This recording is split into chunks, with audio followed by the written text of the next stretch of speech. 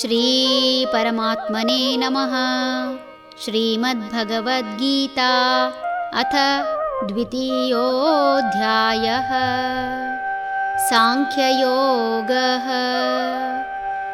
ಶ್ರುತಿವಿಪ್ರತಿಪನ್ನಾ ತೇ ಯದಾ ಸ್ಥಾಸ್ಯತಿ ನಿಶ್ಚಲಾ ಸಮಾಧಾವಚಲಾ ಬುದ್ಧಿಃ ತದಾ ಯೋಗಮವಾಪ್ಸ್ಯಸಿ.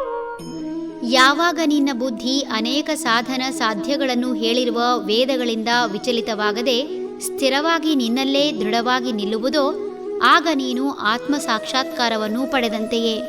ವೇದಗಳ ವಿಷಯದಲ್ಲಿ ಭಗವಂತನ ಈ ಮಾತು ಗೊಂದಲ ಮೂಡಿಸುವುದು ನಿಶ್ಚಿತ.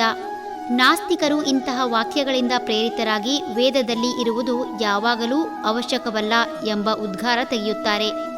ಸನಾತನ ಧರ್ಮದ ವೈಶಿಷ್ಟ್ಯವೇ ಅಂಥದ್ದು. ಇಲ್ಲಿ ತರ್ಕಕ್ಕೆ ಅವಕಾಶವಿದೆ.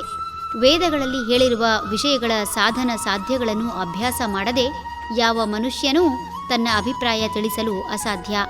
ಹೇಗೆ ಒಂದು ಹಣ್ಣಿನ ರುಚಿ ತಿಳಿಯದೆ ಆ ಹಣ್ಣು ನಮ್ಮನ್ನು ಆಕರ್ಷಿಸುವುದಾಗಲಿ ಅಥವಾ ವಿಕರ್ಷಿಸುವುದಾಗಲಿ ಆಗುವುದಿಲ್ಲವೋ ಹಾಗೆ ಜನ್ಮ ಜನ್ಮಾಂತರದಲ್ಲಿ ಕನಿಷ್ಠ ಒಮ್ಮೆಯಾದರೂ ಅದರ ರುಚಿ ಸವಿದು ಚಿತ್ತದಲ್ಲಿ ಅದರ ಸ್ವಾದ ಮುದ್ರಿತವಾಗಿರಲೇಬೇಕು. ಸಾಕಷ್ಟು ಬಾರಿ ವೇದವನ್ನು ಓದಿಯೋ ಗುರುವಿನ ಮುಖೇನ ತಿಳಿದೋ ಅದರ ಸ್ವಾರಸ್ಯ ತಿಳಿದಿದ್ದಲ್ಲಿ ಮಾತ್ರ ಒಂದು ಅಭಿಪ್ರಾಯ ಹೊರಬರಲು ಸಾಧ್ಯ.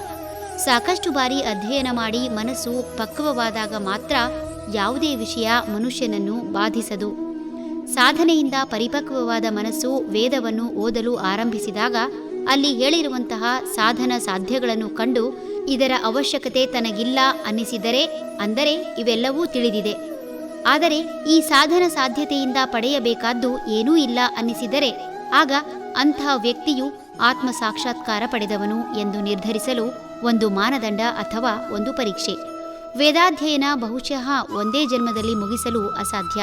ಕಾರಣ ವೇದಗಳಲ್ಲಿ ಆಕರ್ಷಕವಾಗಿ ಹೇಳಿರುವ ಆಚರಣೆ ಬಗ್ಗೆ ಮನಸ್ಸು ವಾಲುವುದರಿಂದ ವೇದಾಧ್ಯಯನ ಮಾಡುತ್ತಿರುವ ಪ್ರತಿ ವ್ಯಕ್ತಿಯೂ ಮಾನವ ಸಹಜವಾದ ಸಹಾಯ ಮಾಡಲು ಕಷ್ಟದಲ್ಲಿ ಇರುವ ವ್ಯಕ್ತಿಗೆ ವಿವಿಧ ಆಚರಣೆ ಪೂಜೆ ಮಾಡಿಸುತ್ತಾ ಅಥವಾ ಪೂಜೆ ಮಾಡಿಸುವಂತೆ ಸಲಹೆ ಕೊಡುತ್ತಾ ತನ್ನ ಸಮಯ ವ್ಯಯ ಮಾಡುವ ಕಾರಣ ಸಂಪೂರ್ಣ ವೇದಾಧ್ಯಯನ ಮುಗಿಸಲಾರ. ಅಲ್ಲದೆ ಆತನಿಗೂ ಒಂದು ಜೀವನ ಇರುವ ಕಾರಣ ತನಗಾಗಿ ಬ್ರಹ್ಮಚರ್ಯಗಾಗಿ ತನ್ನ ಕುಟುಂಬಕ್ಕಾಗಿ ಸಂಪಾದನೆ ಮಾಡಲೇಬೇಕಾಗಿರುವುದರಿಂದ ವೇದದ ಯಾವುದೋ ಒಂದು ಶಾಖೆ ಮುಗಿಸಬಹುದಷ್ಟೇ. ಹಿಂದೆ ವೇದಾಧ್ಯಯನಕ್ಕೆ ರಾಜಾಶ್ರಯ ಇದ್ದಿದ್ದರಿಂದ ಸಾಕಷ್ಟು ಋಷಿ ಮುನಿಗಳು ಸಮಾಜಕ್ಕಾಗಿ ಸಾಕಷ್ಟು ಕೊಡುಗೆ ಕೊಟ್ಟಿದ್ದಾರೆ.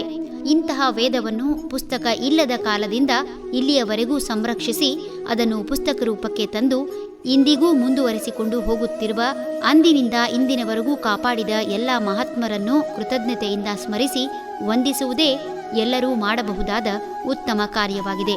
ಹರಿ ಓಂ.